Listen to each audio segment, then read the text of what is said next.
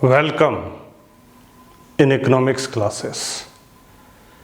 Please subscribe the channel for further notification.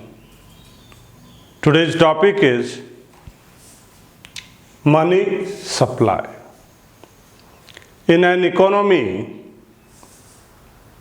money held by the public at a point of time is called money supply. अगर हम किसी economy की बात करेंगे तो किसी इकोनॉमी में अ पॉइंट ऑफ टाइम, एक पार्टिकुलर टाइम पर पब्लिक के पास जो भी मनी है, पैसा है, उसको हम लोग बोलते हैं money supply. Very simple, money held by the public in an economy at a point of time. This is called money supply. But one thing keep in your mind, कुछ ऐसे मनी है which is not included in money supply. Here the meaning of public is private individual and business firm. Meaning, the stock of money held by the public at a point of time in an economy is called money supply. The stock of money, money का जो stock है वो किसके पास? Public के पास. Held by the public. Money का वो स्टॉक जो किसके पास है? पब्लिक के पास है. Public means private individual and business firm.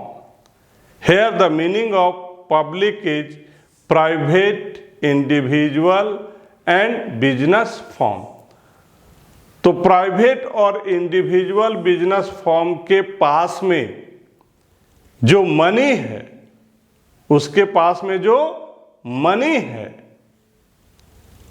In an economy, किसी इकोनॉमी में, और कब? At a point of time.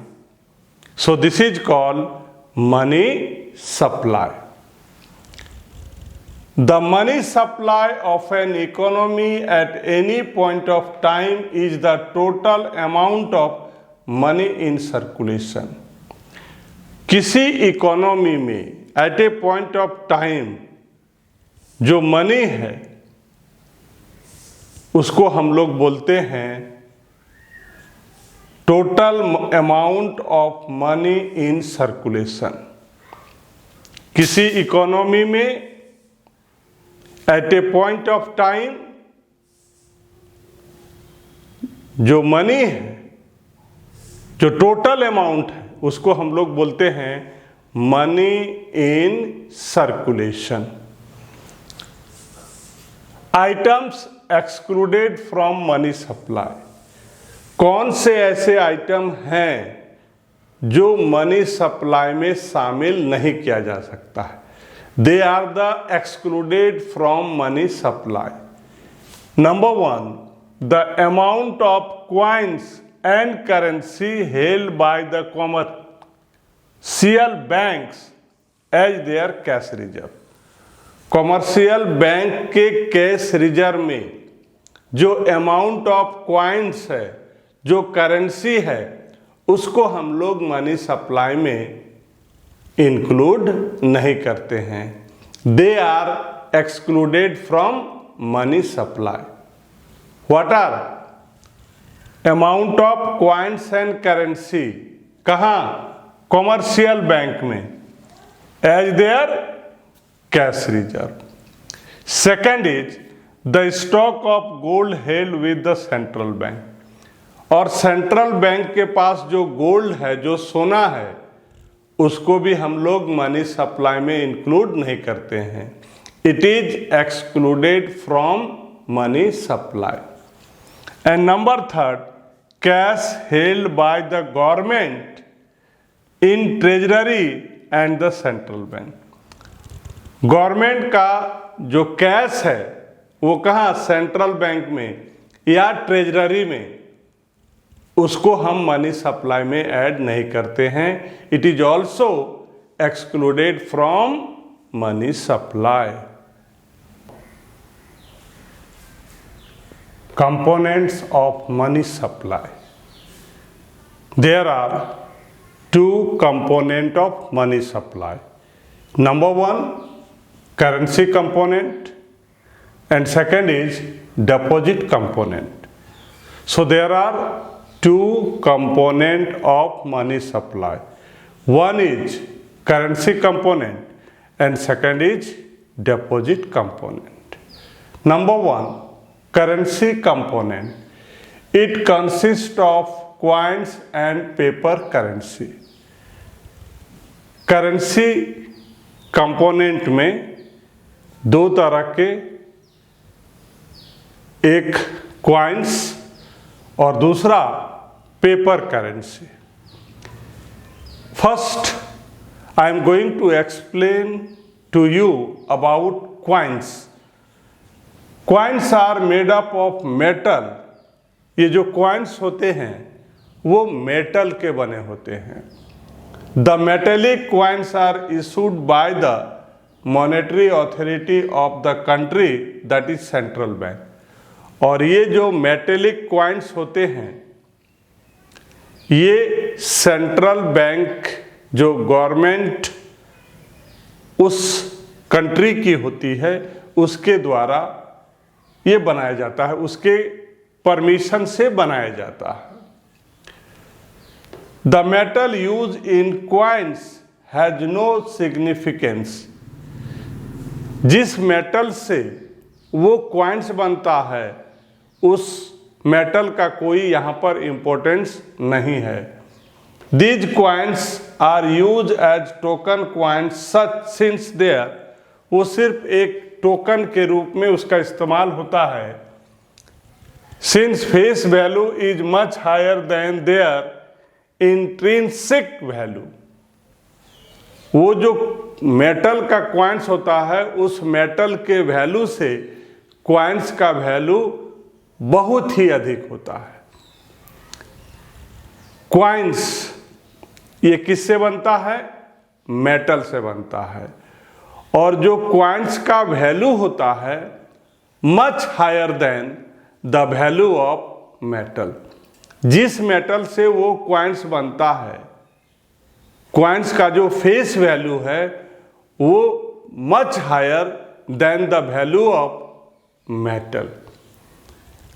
और ये जो कॉइन्स है it is issued by the central bank of India which is the bank of government. Next is paper currency. Paper currency or currency note are the most important part of the money supply. Paper note or currency note is the important part of money supply. The central bank in every country has monopoly right to issuing currency note.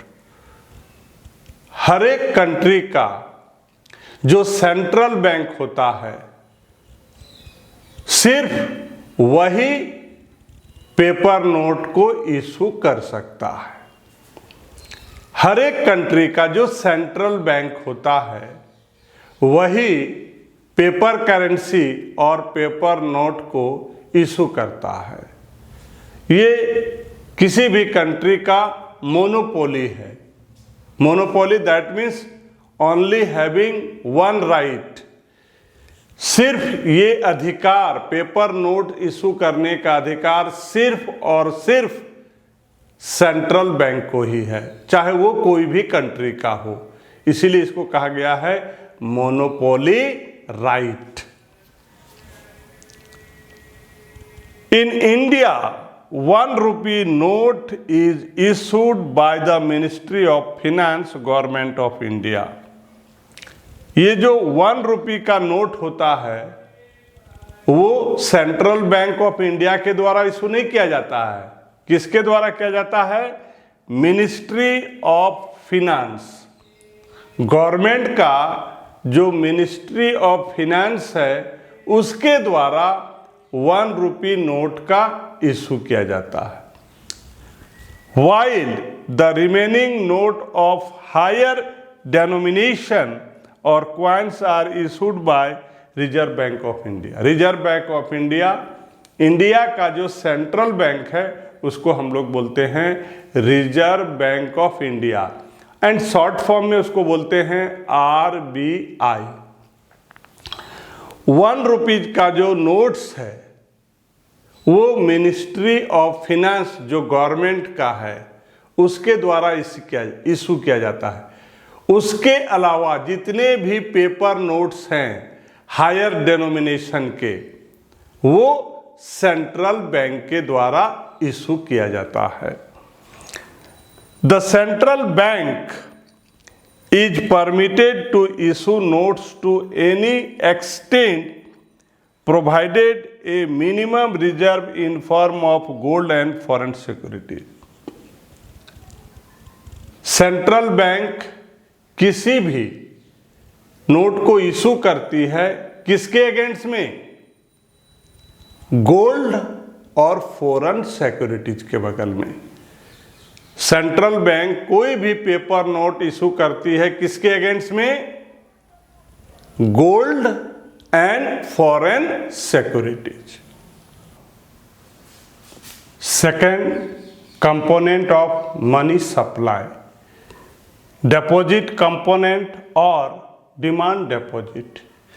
This is the second component of money supply. Demand deposit are also the most important component of the money supply. Demand deposit भी money supply का component है, main component है, important component. इसका भी बहुत बड़ा हाथ है मनी सप्लाई में। What? Demand deposit. These are the money deposit made by the depositor और owner of the deposit to the bank. Owner of money और depositor deposit money into the bank. Now bank is agreed to honor such demand or pay money or demand on demand at any time to whomsoever the owner of the deposit may wish.